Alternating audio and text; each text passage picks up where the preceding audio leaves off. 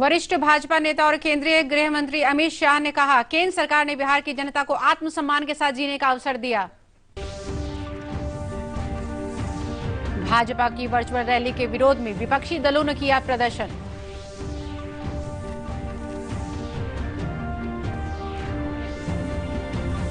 बिहार में कोरोना संक्रमित मरीजों की संख्या बढ़कर हुई 4,900 के पार।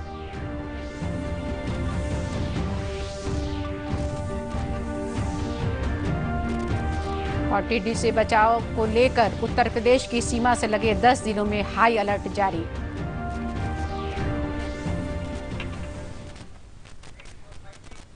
नमस्कार, मैं हूं सीमा सिंह और अब समाचार विस्तार से।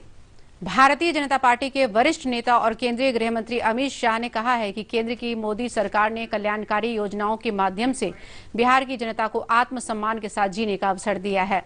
आज दिल्ली स्थित पार्टी मुख्यालय से वर्चुअल रैली के माध्यम से लोगों को संबोधित करते हुए श्री शाह ने कहा कि जनसंवाद का उद्देश्य देश की करोड़ों जनता से संपर्क स्थापित करना है। उन्होंने बताया कि पूरे देश में 75 वर्चुअल रैलियों का आयोजन होना है, जिसके माध्यम से आत्मविश्वास के साथ आत्मनिर्भर भारत का निर्माण करना है।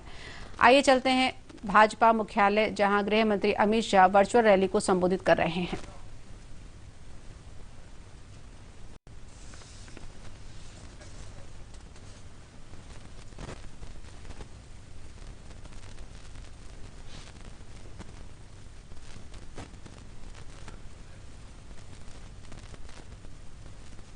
मित्रों, मैं बिहार की जनता का भी बहुत बहुत धन्यवाद करना चाहता हूं, क्योंकि यही बिहार की जनता है जिसने 2014 में भी मोदी जी के नेतृत्व में एनडीए को जनादेश लिया और 2019 में भी मोदी जी के नेतृत्व में एनडीए को जनादेश देकर दूसरी बार पूर्ण बहुमत की भारतीय जनता पार्टी की सरकार बनाई। ये 6 साल के अंदर करोड़ों गरीबों के जीवन में प्रकाश लाने का एक प्रयास किया है। इसका सबसे बड़ा फायदा अगर हुआ है तो मेरे पूर्वी भारत के लोगों को हुआ है, पूर्वांचल के लोगों को हुआ है, बिहार के लोगों को हुआ है, बंगाल, उड़ीसा और उत्तर पूर्व के लोगों को हुआ है। पटना में वर्चुअल रैली को संबोधित करते हुए उप मुख्यमंत्री सुशील कुमार मोदी ने कहा कि कोरोना के संकट काल में बिहार सरकार जनता के साथ रही है। उन्होंने कहा कि 1,500 से ज्यादा श्रमिक स्पेशल ट्रेन चलाकर 21 लाख मजदूरों को घर पहुंचाया गया। इसके अलावा क्वारंटाइन सेंटरों में नगद सहायता के साथ साथ बर्तन सहित जरूरी सामान मुहैया कराए गए। कोटा के बच्चों को ट्रेन किराया देने से जब राजस्थान की कांग्रेस सरकार ने इनकार कर दिया तो बिहार सरकार ने 1 करोड़ रुपए जमा कराकर 17 स्पेशल ट्रेनों से 18,000 से ज्यादा कोटा के हमारे बच्चों को उनके घर तक पहुंचाने का काम किया है। मित्रों, ये नरेंद्र मोदी की सरकार है जिसने बिहार के 86,40,000 श्रमिक या जिनके पास राशन कार्ड नहीं है उनके लिए भी 10 किलो चावल और 1 किलो चना भिजवाने का काम किया है। मित्रों, बिहार के अंदर 14,67,000 से ज्यादा लोगों को ब्लॉक क्वारंटाइन सेंटर में 14 दिन रखा जा रहा है, जिनमें से प्रत्येक को स्टील की थाली, कटोरी, ग्लास, धोती, साड़ी, गंजी, साबुन, कंघी, दर्पण, दरी, मच्छरदानी, कुल 1,000 रुपए का सामान प्रत्येक क्वारंटाइन में रहने वालों लोगों को हम दे रहे हैं। इससे पूर्व प्रदेश भाजपा अध्यक्ष संजय जायसवाल ने भी वर्चुअल रैली को संबोधित किया। भाजपा की वर्चुअल रैली के जवाब में विपक्षी दलों ने अलग अलग तरीके से विरोध प्रदर्शन किया। राष्ट्रीय जनता दल ने आज गरीब अधिकार दिवस मनाया। प्रतिपक्ष के नेता तेजस्वी प्रसाद यादव ने पूर्व मुख्यमंत्री राबड़ी देवी और राजद नेता तेज प्रताप यादव से पटना में अपने आवास पर थाली बजाकर विरोध प्रदर्शन किया। इस अवसर पर तेजस्वी प्रसाद यादव ने कहा कि लॉकडाउन की वजह से बिहार के श्रमिक बेरोजगारी के शिकार हैं, लेकिन भारतीय जनता पार्टी विधानसभा चुनाव की चिंता कर रही है। प्रदेश के अन्य जिलों में भी राष्ट्रीय जनता दल के कार्यकर्ताओं ने थाली बजाकर भाजपा की नीतियों के प्रति विरोध जताया। दरभंगा में राष्ट्रीय जनता दल के वरिष्ठ नेताओं ने वर्चुअल रैली के खिलाफ थाली और ताली पीटकर विरोध प्रकट किया। इस अवसर पर पार्टी के वरिष्ठ नेता अब्दुल बारी सिद्दीकी ने कहा कि बिहार के श्रमिकों की थाली खाली है, ऐसे में उनका मजाक नहीं उड़ाया जाए, बल्कि सरकार उनके भोजन की व्यवस्था करे। मोतिहारी में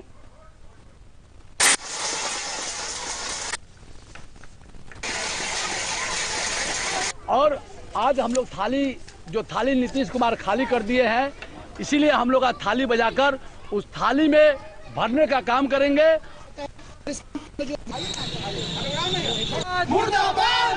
मोतिहारी में राजद कार्यकर्ताओं ने थाली के साथ साथ केले के पत्ते भी बजाकर विरोध प्रकट किया। इस अवसर पर पार्टी नेताओं ने कहा कि खाली थाली इस बात का संकेत है कि मजदूरों के खाने के लिए भोजन नहीं है।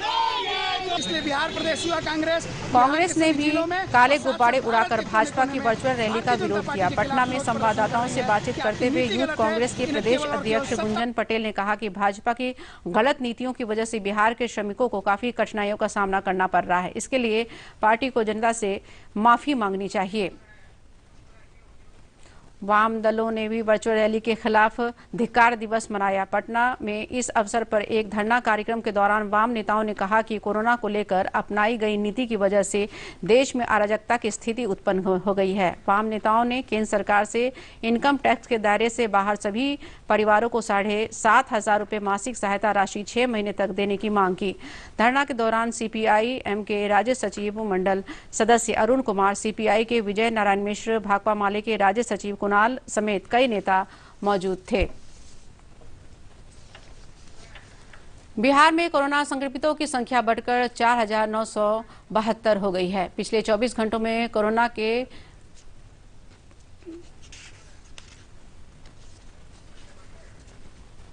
स्वास्थ्य सचिव लोकेश कुमार ने वीडियो कॉन्फ्रेंसिंग के माध्यम से बताया कि पिछले 24 घंटों में 107 मरीज ठीक हुए हैं। इन्हें मिलाकर ठीक होने वालों की संख्या बढ़कर 2,405 हो गई है। श्री कुमार ने कहा कि अब तक बाहर से लौटे 5 लाख से अधिक लोगों के स्वास्थ्य का सर्वेक्षण किया जा चुका है, जिसमें से 253 संदिग्ध पाए गए हैं।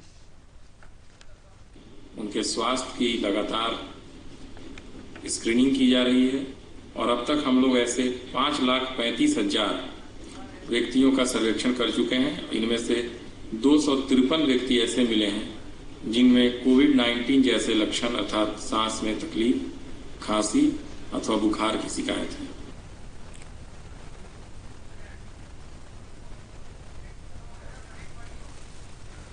उधर सूचना एवं जनसंपर्क विभाग के सचिव अनुपम कुमार ने वीडियो कॉन्फ्रेंसिंग के माध्यम से बताया कि बाहर से आने वाले अधिकतर श्रमिक आ चुके हैं। आज भी 9 ट्रेनों के माध्यम से 11,000 से अधिक लोग आ रहे हैं। उन्होंने कहा कि अब पूरा ध्यान बिहार के भीतर रहने वाले और बाहर से आए श्रमिकों को रोजगार देने पर दिया जा रहा है। से सुरक्षा को लेकर से मुख्य प्राथमिकता है। दूसरा है रोजगार। तो जो हमारे यहाँ के भी श्रमिक हैं जो यहीं रहते हैं और जो बाहर से आए हैं लोग जो अन्य राज्यों में काम करते थे, उन दोनों के लिए रोजगार सृजन का लक्ष्य है। और उसके लिए विकास आयुक्त की अध्यक्षता में समिति बनी हुई है, लगातार कार्रवाई की जा रही है। उसके लिए ऐप डेवलप किया गया है। अररिया जिले में कोरोना संक्रमण के फैलाव को रोकने के लिए आज प्रशासन की ओर से जागरूकता अभियान चलाया गया। सब डिविजनल मजिस्ट्रेट शैलेश चंद्र दिवाकर ने कहा कि कोरोना का खतरा अभी कम नहीं हुआ है, हमें सावधानी बरतने की जरूरत है। और मंडल पुलिस पदाधिकारी पुष्कर कुमार ने बताया कि बचाव को लेकर जारी सरकारी निर्देशों का सख्ती से पालन करने और घरों से बाहर निकलने पर मास्क लगाने की जरूरत है। नागरिकों से अनुरोध है कि आप मार्केट में जब निकले तो सोशल डिस्टेंसिंग मेंटेन करें, सामाजिक दूरी बनाए रखें। जो लॉकडाउन का रिलैक्सेशन हुआ और लोगों को मार्केट में घूमना फिरना हुआ, तो इसका एक नियम और कायदे के तहत ही छूट मिली है। उसमें है कि मास्क कंपलसरी किया गया है। तो आप लोगों से अनुरोध है कि जो भी मास्क नहीं पहन रहे हैं उसमें थोड़ा जन जागरूकता लाएं और मास्क जरूर पहने।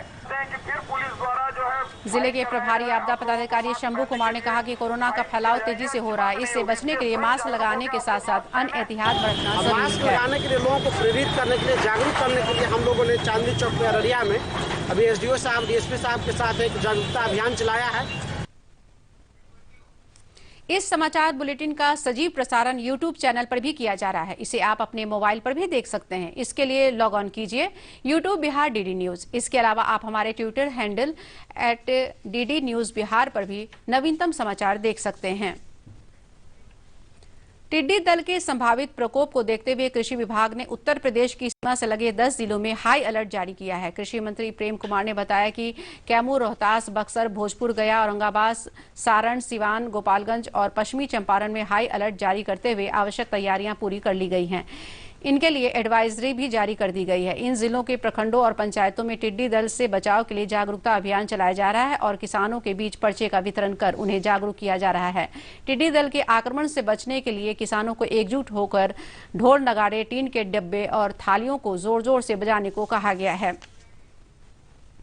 पटना जिले के किसानों ने आवश्यक वस्तु अधिनियम में संशोधन का स्वागत करते हुए खुशी जाहिर की है। उन्होंने प्रधानमंत्री नरेंद्र मोदी का आभार व्यक्त करते हुए कहा कि अधिनियम में संशोधन से अब हम लोगों को अपनी उपज कहीं भी बेचने में सुविधा होगी। निर्धारित किया है, वहीं आवश्यक वस्तु अधिनियम के तहत आलू, प्याज, अनाज, तेलहन फसल को इससे अलग कर दिया गया है। यानी अब किसान अपने उत्पाद को देश में कहीं भी बेच सकते हैं। अभी हम पटना जिले के फतेहपुर गांव में हैं। हमारे समक्ष रंजीत सिंह किसान, प्रगतिशील किसान हैं। हम इनसे प्रतिक्रिया जानना चाहते हैं कि सरकार ने जो फैसला किया है इस पर आप क्या कहना चाहते हैं? आवश्यक वस्तु जो अधिनियम के तहत जो अति किए गए हैं मैम, इससे हम लोग बहुत खुश हैं। हम किसानों को बहुत अंदर से उत्साहित हुए हैं, प्रोत्साहित मिला है सरकार के द्वारा, और इस कार्य के लिए मैं सरकार को धन्यवाद देता हूं। जहां हमें अच्छा रेट मिलेगी, ऊंचा कीमत मिलेगी, उसी जगह माल सप्लाई करेंगे, उन्हीं हाथों से मैं बेचा करूंगा। प्रधानमंत्री नरेंद्र मोदी जी हम किसानों के हक में बहुत अच्छा काम किए हैं। न्यूनतम मूल्य निर्धारित करके हम किसानों को कायाकल्प कर दिया है और हम लोग बहुत सुखी हो जाएंगे इससे। देशव्यापी लॉकडाउन के दौरान दूसरे राज्यों से बिहार आए कामगारों को रोजगार उपलब्ध कराने के लिए सरकार गंभीरता के साथ काम शुरू कर चुकी है। प्रवासी मजदूरों का सर्वेक्षण कराकर उन्हें उनके गांव में ही मनरेगा के तहत रोजगार उपलब्ध कराया जा रहा है। एक रिपोर्ट के तहत काम शुरू कर दिया गया है। जिले के सूर्यगढ़ा प्रखंड के रामपुर गांव पंचायत में मजदूरों को मनरेगा के तहत काम दिया जा रहा है। उनसे नहर की खुदाई और सिंचाई के लिए पैन उड़ाही का काम कराया जा रहा है। काम के दौरान सोशल डिस्टेंसिंग का भी ख्याल रखते हुए मजदूर नाक और मुंह में गमछा लपेटकर काम कर रहे हैं। रामपुर पंचायत के मुखिया कुंदन कुमार ने बताया कि लॉकडाउन के दौरान दूसरे शहरों से आने वाले मजदूरों का काम बंद हो जाने के कारण उन्हें खाने के लाले पड़ गए थे। ऐसे में 350 लोगों को क्वारंटीन अवधि के बाद गांव में ही काम दिया गया है। हम लोग 15 दिन से काम चलवा रहे हैं, जिसमें लगभग 10,000 मानव दिवस का सृजन हुआ है और क्वारंटाइन में रहे हुए बहुत सारे लोगों को भी यहाँ पे रोजगार दे रहे हैं। गुजरात में भवन निर्माण का काम करने वाले मजदूर सूरज कुमार ने बताया कि लॉकडाउन हो जाने के कारण काम बंद हो गया था, जिससे आर्थिक दिक्कत होने लगी। किसी तरह गांव पहुंचने पर मनरेगा में काम मिलने से अब राहत मिली है। तो वहीं पर मजदूर बुधनी देवी ने बताया कि लॉकडाउन के दौरान गांव पहुंचने पर मनरेगा में काम मिलने से अब जीवन चलना आसान हो गया है। ट्रेन में पकौड़ी बेचे थे, ट्रेन बंद हो गया तो मुखिया जी को काम दिया तो कर रहे हैं। मुजफ्फरपुर जिले के औराई प्रखंड में भी मनरेगा के तहत मजदूरों को नल जल योजना के अलावा पोखर और नाला उड़ाही का काम दिया गया है। अंत में बुलेटिन के मुख्य समाचार एक बार फिर। वरिष्ठ भाजपा नेता और केंद्रीय गृह मंत्री अमित शाह ने कहा, केंद्र सरकार ने बिहार की जनता को आत्मसम्मान के साथ जीने का अवसर दिया। भाजपा की वर्चुअल रैली के विरोध में विपक्षी दलों ने किया प्रदर्शन।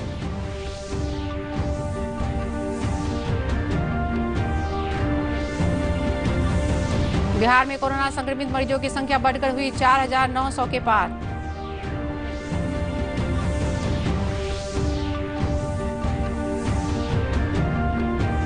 और टिड्डी से बचाव को लेकर उत्तर प्रदेश की सीमा में लगे 10 जिलों में हाई अलर्ट जारी।